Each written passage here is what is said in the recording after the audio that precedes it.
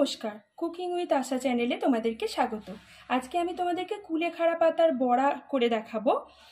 দেখো, কুলেখাড়ার তো অনেক উপকারী একটা পাতা। কুলেখাড়া এটা আমাদের অ্যানিমিয়া দূর করতে সাহায্য করে, রক্তাল্পতা দূর করতে সাহায্য করে।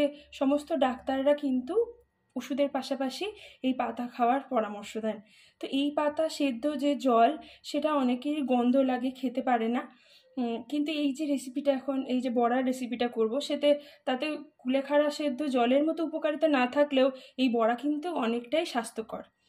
তো এই বড়া খেতে কিন্তু দারুণ লাগে। এটা যে কোনো চপ বা অন্য কোনো বড়াকেও কিন্তু হার মানিয়ে দেয়, এতটাই খাস্তা আর মুচমুচে হয় এই বড়া। তো দেখো, এটার জন্য আমি কুলেখাড়াগুলোর ডগাগুলো এইভাবে কেটে নিয়েছি, নিয়ে পরিষ্কার করে ধুয়ে আমি জল ঝরিয়ে নিয়েছি। এখানে আমি 4 টেবিল চামচ মতো বেসন নিয়েছি, আর তাতে 1 চা চামচ নুন, 1 চিমটি হলুদ, 1 চা চামচ কালো জিরে, আর 1 চিমটি খাবার সোডা, আর 1 চা চামচ লঙ্কার গুঁড়ো, এগুলো দিয়ে খুব ভালো করে বেসনটাকে মেখে নিয়েছি। ভালো করে ফেটিয়ে নিয়েছি যাতে বেসনের মধ্যে কোনো লাম্পস না থাকে। এবার এটার বড়া তৈরি করব। গ্যাসে আমি কড়াই বসিয়ে দিয়েছি, ওটা এখন গরম হচ্ছে। তো তোমাদেরকে দেখিয়ে দিই যে কুলেখাড়াগুলোকে কিভাবে বেসনে কোট করব।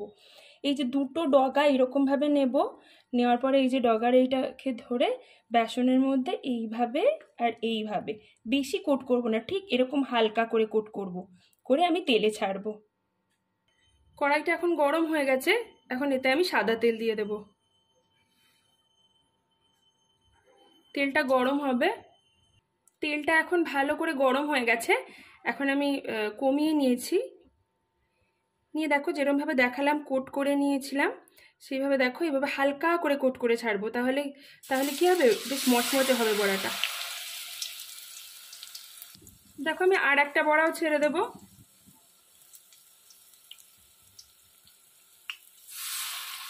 দুটো করেই ছাড়বো, এই তেলের মধ্যে যতটা জায়গা হবে ততটাই ছাড়বো। একদিকটা ভাজা হয়ে গেছে, দেখো আর একদিকটা উল্টে নিয়েছি।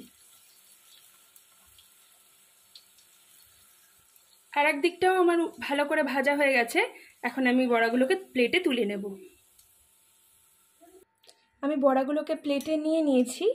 তোমরা শুধু একবার দেখো এটা কতটা খাস্তা আর মুচমুচে হয়েছে, এতটা খাস্তা আর মুচমুচে, ভীষণই খাস্তা আর মুচমুচে হয়েছে।